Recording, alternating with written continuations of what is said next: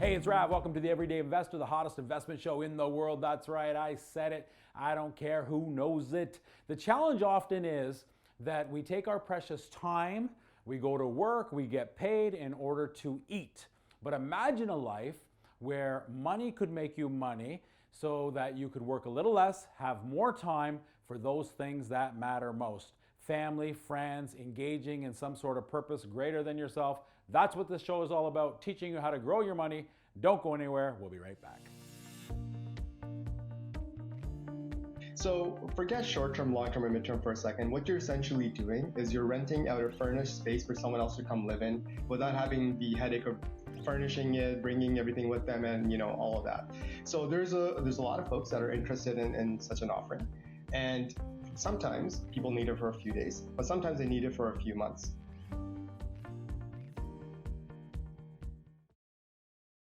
The mortgage world has changed. Has your advice? Are you looking for a modern approach to your mortgage planning process? Advice tailored to your unique, ever-changing circumstances? Whether you're upsizing, downsizing, purchasing, or refinancing, the Kyle Ford Mortgage team works with individuals and companies to custom tailor the right mortgage product for you. Working with a wide selection of lenders, we're here to serve our clients and help them achieve their real estate and retirement goals. Contact the Kyle Ford Mortgage team today, Canada's mortgage choice. Hi, it's Darren Mitchell from Control and Compound. If you're a real estate investor or business owner, you know the cookie cutter approach to financial planning doesn't work for you. You've got to be in control of your money. You've got to save and store your money differently than other people. At Control and Compound, we are the wealth coaches for real estate investors and business owners. We show you how to save your money, grow your money tax-free, multiply your money tax-free, and spend it tax-free. To learn more, please check us out at controlandcompound.com/everydayinvestor, where viewers of this show get a complimentary education session.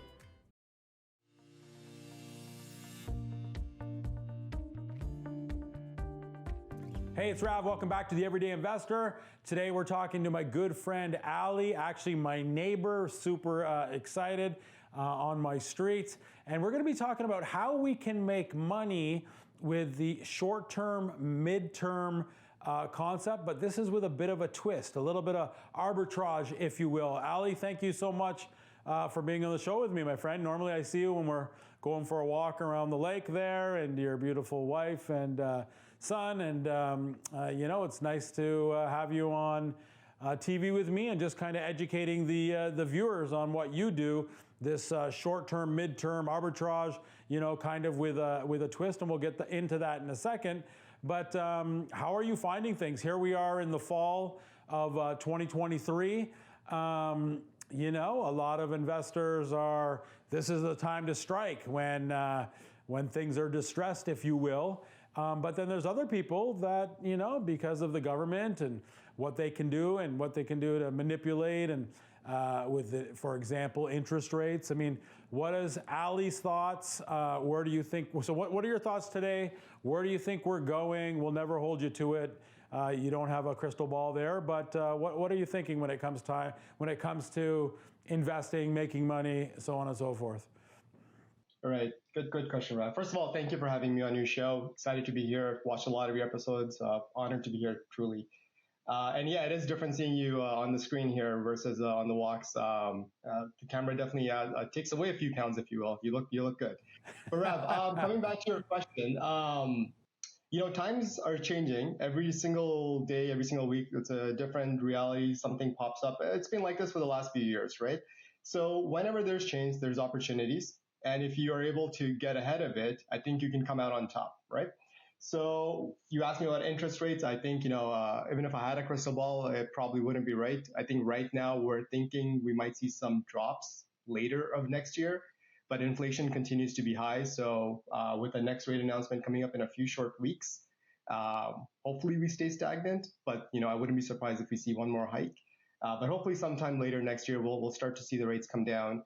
The 10-year bonds are around 4% right now, so it'll stabilize around that at some point. Yeah, and obviously, I mean, you're an investor, have few properties, but you also you work in finance. Tell me a little bit about that and how that kind of lends a little bit to your thinking, your financial worldview, if you will? Yeah, I don't know if you're trying to make a pun there, but lending is the business I'm in. So I'm in unsecured retail lending, meaning loans, line of credits, auto loan, student lending. I help run that at BMO. It's an exciting world. Coming into COVID, we thought the roof was gonna fall on our heads. It didn't. The business did really, really well. Now coming out of COVID, we're facing a few headwinds. People are more stressed when it comes to affordability. Inflation has been an issue for almost everyone. And where that's starting to show up on our side of the business is maybe some folks are not able to meet their commitments when it comes to lending. So we're dealing with that. It's nothing new. It's just part of business, but it is a little bit higher than when we were in COVID, when everyone was flush with cash. So things are changing, but we continue to change with the environment. Yeah.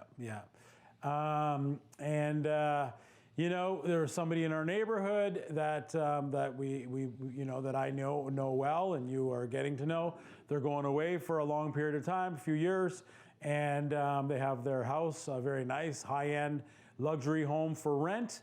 You had a conversation with them to talk about this concept of short-term, mid-term rentals with a twist. That person came to me and said, "Hey, Rav, is Ali a good guy?" I said, "Absolutely not. It's not a good guy. He's a great guy.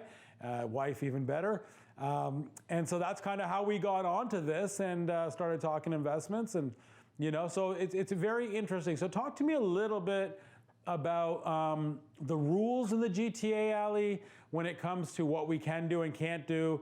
Airbnb is always changing. It's changing within different. Is it municipalities? Is it provinces? Is it Canada as a whole? So talk to me about the rules in and around Airbnb, and then kind of not a way to get around it, if you will, but then what short-term, mid-term rental means as opposed to long-term. So kind of just educate us on that. Airbnb, short-term, mid-term, long-term. Got it. Rav, so it's by municipalities. So Peel is different and Toronto is different, of course. And most municipalities at this point, they just distinguish between short-term and long-term. There's no concept of mid-term, but it's starting to come up in conversations. I'm part of a lot of different forums where we're debating that at a municipal level, how to introduce new rules in mid-term, but it doesn't exist just yet. So when we say short-term, it's anything less than 28 days. Anything longer than 28 days is qualified as a long-term rental at this point. So for every municipality, the rules are different, but there are some common running threads between different municipalities. They're all looking to limit who can or what type of property can be used for short-term rentals. And it seems like the common denominator is it should be your principal residence. So if it's your principal residence, you are able to rent it out as short-term. They're trying to curb some rising house costs in terms of people coming in and using a lot of these properties for investment and running short-term businesses out of it. So it does seem to be working in that way. There's also some rules around how many days within a year you can use it for short-term purposes. Again, the common trend seems to be 6 months out of the year. So out of any calendar year, 180 days can be used for short-term, 180 days can be used for long-term. You can always do more long-term than short-term. But these two are the larger rules: principal residence and 180 days. So when you say short-term, that Airbnb is under that umbrella, short-term. Yeah, not necessarily. So short-term is purely defined as 28 days or less. Okay. Whether it's Airbnb, whether it's another platform like Verb or Booking.com, or whether it's someone you found yourself on Facebook Marketplace or wherever else. Got it. Okay. So, and for example, where we both live in Peel, the promised land of Peel, that is, you really technically should only be doing it out of your residence. So if I wanted to do less than 28 days because there's a bedroom I have available or a basement, so on and so forth, but I should be living there, correct? That is correct, yes. Now, suppose I rent this property. I rent 123 Main Street, my wife and I, but we want to do short-term rental within that rental. Like, do I have to be the owner, or if I'm renting it as a principal residence, that's okay too? The latter. So if you're renting it as your principal residence, that's okay, as long as you have permission from the owner to short-term rent. Okay, perfect. And then long-term is anything outside of 28 days, and then you and a bunch of colleagues, and it's pretty much industry wide now, maybe not just on a legal level, if you will, or legal is probably not the right word, but this concept of a midterm. And so talk to me a little bit about what in your brain, even though there's not a category yet for it, there is in spirit, what does midterm now mean to you? Yeah, so I think, just thinking ahead, midterm is probably where the biggest opportunity lies. So forget short-term, long-term, and midterm for a second. What you're essentially doing is you're renting out a furnished space for someone else to come live in without having the headache of furnishing it, bringing everything with them, and all of that. So there's a lot of folks that are interested in such an offering, and sometimes people need it for a few days, but sometimes they need it for a few months.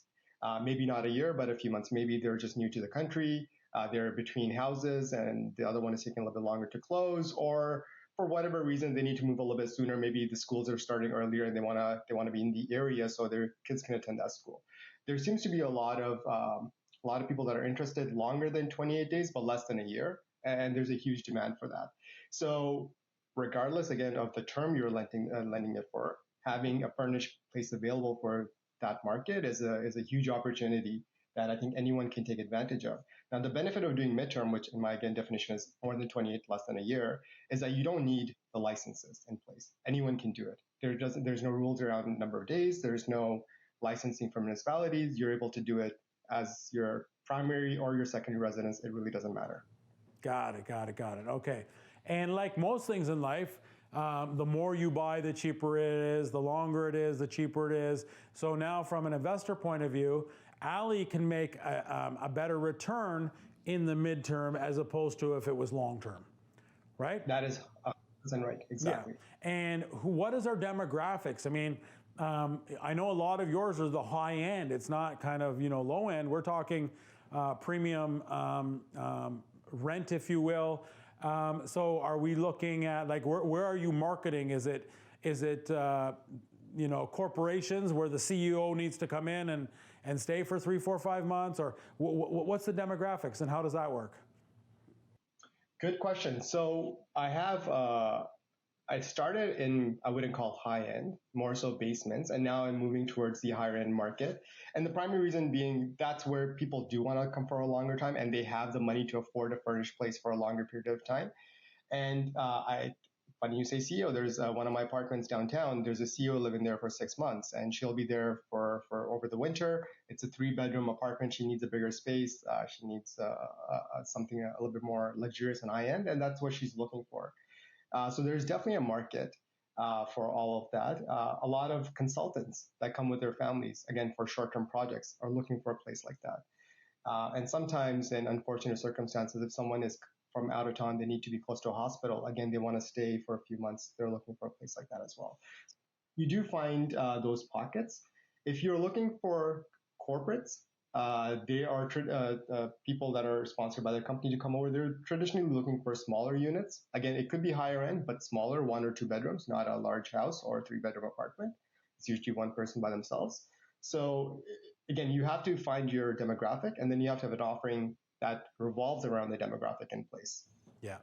No, that's fantastic, man. And this is not, it's a lot easier just to get a property rented out and have a long-term tenant. But what you're doing takes a lot of work on your end, a lot of administrative work, a lot of smart work to find the right people, but it can be lucrative. Okay, so let's take a quick break. When we come back, we'll look at a few of your properties that you're doing this with, just to inspire everyday people to become everyday investors, and appreciate you sharing the goods. I think there's nothing wrong with sharing what we're doing, because the truth is, even if somebody wants to do it, very few people step up to the plate to do it. So thank you, Ali, so much for being on the show. Appreciate it. Don't go anywhere. We'll get into the numbers with my neighbor, Ali, and it's a very interesting concept, making money with midterm rentals. Don't go anywhere. We'll be right back.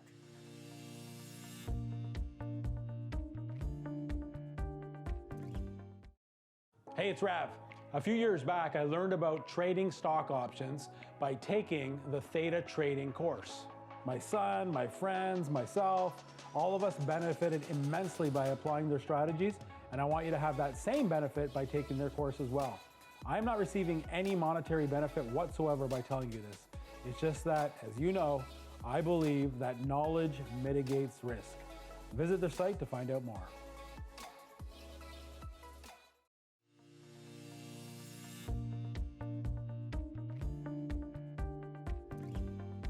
Hey, it's Rav. Welcome back to Everyday Investor. We're talking to my friend Ali. We're talking about how we can make money with short-term, mid-term rentals with a twist. Actually, I'm corrected. Mid-term rentals with a twist.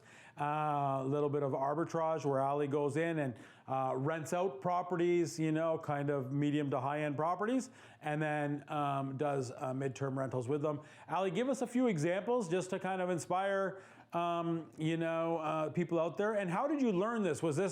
Is this something that you kind of created your own? Did you learn it from somebody else? I mean, how did you figure this part out? Because it is, you know, quite interesting. You're not necessarily owning a property, you're renting a property and then kind of what most people would say, subletting it, but you're doing it in short time period. So where did you learn this? Yeah, I think just like a lot of things, you learn out of necessity. So my wife's dad was the first one that approached us. He had some bad experiences with tenants living in his basements earlier. He didn't want to repeat of that. So he asked us, hey, let's incorporate a little bit our Airbnb. They're short-term tenants, you know, avoids the whole hassle that you might end up with a long-term tenant. Can you help me with that? And, you know, we figured, hey, what the heck, let's give it a shot. So he had a basement. It was already furnished. We put up an Airbnb. And that's how it all started. But it wasn't that easy. It was a lot of learning. We've been doing this for about 4 years. So we learned a lot along the way. And then over time, we kept expanding either through buying properties of our own and putting it on short-term and medium-term rentals, or other folks coming to us and having the same desire. Hey, I don't want to end up in a situation where my tenant is not paying me for years while I deal with the lawsuits and all that goes with it. What else can I do? And a lot of times it's not about the extra income that you're making. It's to avoid the risks that come with maybe long-term tenants at times. Yeah. And that's where we grew the business from. Oh, that's awesome. I love that. I mean, I love that it just happened organically. And, you know, you're right. That's where sometimes when you're very still, quiet, hearing what's out there, in this case, your father-in-law, and then trying to solve problems, helping people. I mean, you're helping him, and it just so happened that now you're helping yourself and your family. So, that's fantastic. Okay, give me an example. What are we doing here? Yeah, so Rav, at this point, we've grown as a business, and we pretty much have 3 different categories of, properties under our belt. One is properties that we bought ourselves and put it up for short-term, medium-term rental. I won't get into that. That's a whole other topic. We spend hours on it. The other 2 is what I want to talk about. So one of them is called rental arbitrage, which is where you rent from someone for a fixed fee. It's exactly like renting any other property. And then you sublet it out on platforms like Airbnb, Verbo, Booking.com for either short-term or medium-term. And the third model is what we call the hosting model, which is where you don't actually rent the property, but you pretty much manage the property itself on behalf of someone else while taking a percentage of revenue for that service. So basically, the hosting is it's rental arbitrage, but it's not arbitrage. You're just doing this for the owner, and then you take a percentage. So, almost like. What's the difference between that and property management, would you say? Same thing. That is property. Yeah, very, very similar. Yeah. Okay. I love this one. Let's talk about this right now. So rental arbitrage. So somebody has a property for rent. Give me some numbers. It's listed for what, monthly? So let's say it's listed for $2,000 a month. It's a 2-bedroom house, $2,000 a month. $2,000 a month, and that's market value. That's market value. That's right. Market value. Okay. So then Ali comes along and says to Rav, who owns this property, Ali says what? Hey, Rav, I'll take that off your hand for $2,000 a month. I'm a savvy business investor. I'm not going to come in and give you a higher than rent market price. I will actually hope to get a lower rent price. And there's a few very good reasons behind it. One of them is the fact that, you're not going to have the issues you would with any other long-term tenants. There's no risk of it being going through some of the legal issues that other folks have. Second is we routinely clean and inspect the property. So very low wear and tear, very high maintenance. and we take care of that. And the last one is we usually try to get 2-year leases or higher, meaning for the landlord, they have a peace of mind going forward that this is not something that's going to turn over year to year and they're going to miss out on. So what I love about this is you're offering Rav $2K. You're not trying to get me down to 1,700, 1,800, so on and so forth, plus the other things that you said, and we might do even a 2 to 3 year term. So that's what's happening there. I love it. You have a few properties under your belt. I say, show me. You show me. You guys got great income. You're in your wife, and we're done. Perfect. So you are paying me market value, and I appreciate that. Then what happens? Then I furnish the place. So I have to set it up for Airbnb. My guests are going to come and they're going to come with just a few clothes in their backpacks or their luggage, right? So I need to make sure all the furniture is there. I need to make sure the kitchen is fully stocked. I need to make sure there's linen. I need to make sure there's other amenities in the house. So I need to spend a decent amount of money and time furnishing it. So for this example, what would you spend on this example? The general rule is you spend about $5,000 per bedroom. So if this is a 2-bedroom house, you're spending $10K to furnish it. 10K. But what about living room and all that stuff? It's all within that 10K. That's just the general ballpark rule I go by. Okay. Yeah. So you're paying $2,000 and then you're furnishing it for 10K. Step 3? Step 3 is start making money. You put it up on Airbnb, other platforms, and you start getting folks in to stay and then earning money off those stays. So what is your goal on average in a month or in a year? On average, what are you? Let's call it annual. What are you looking to do in this case? In this case, you are looking to make at least 10% back in your first year on top of your investment, meaning you're looking to make $1,100 in revenue minus along with your $2,000 in rent per month. So 24 plus 11, 33 in revenue is what you're looking for. So you're paying right now 24 in the first year, 24K, plus, can I add the 10K? Sure. Plus the 10K. So you're in on the first year, Ali is paying $34,000, and you're saying if you can make 10 to 15% of that, you're happy in the first year. Yeah, in this scenario here, you'd be trying to make around $3,000 in terms of revenue. So you would have $1,000 profit monthly, right? Yeah, I was going to say we're talking monthly. Yes. Yeah, we're talking monthly. So you're trying to make. So at the end of a year, how much is your profit? Your goal? Not at profit. Year, revenue. Revenue would be 3 times 12, 36. 36. Okay. So first year. So 36. But that's in the first year, but you're in for 34. So, and you're being conservative here, but then after that, it starts to work. And if you've got 2 or 3 of these, this is how you're making $4,000 or $5,000 a month. So when you do rental arbitrage, a big chunk of your first year is spent recouping the cost of your initial investment. And that's why you go for the multi-year leases, the 2 to 3 year leases, because year 2 and year 3 is where you're really making return on top of what you'd initially invested. Yeah. No, it's great. Listen, there's everything. This is a business, right? This is a business you're running. Many businesses don't see profit till year 3. You're seeing profit in year 1, a little bit. And then from there, that's where we're doing it. And once you have this system in place, now you can do 2, 3, 4 other ones. So I like that. This is the rental arbitrage. Now, let's say that you're hosting. How does the hosting work where you're doing a lot of the work and I'm just paying you a percentage to be able to do that? So give me an example of how that works. So very similar to arbitrage, what's happening is the host, in this case, the landlord, will be taking on the cost of furnishing. That's on them. And they will be looking at a similar business value that I was looking at under arbitrage, which is, hey, how long does it take for me to get the return on my initial investment? Yeah. And then how soon after that I start making a return going forward. And the numbers, funny enough, work out exactly the same because the service being provided is exactly the same. If they were making 2K normally, they would be making around 3K under the new model, about $100,000 extra per month. If it took them $10,000 to furnish the place, they'll break even around month 10.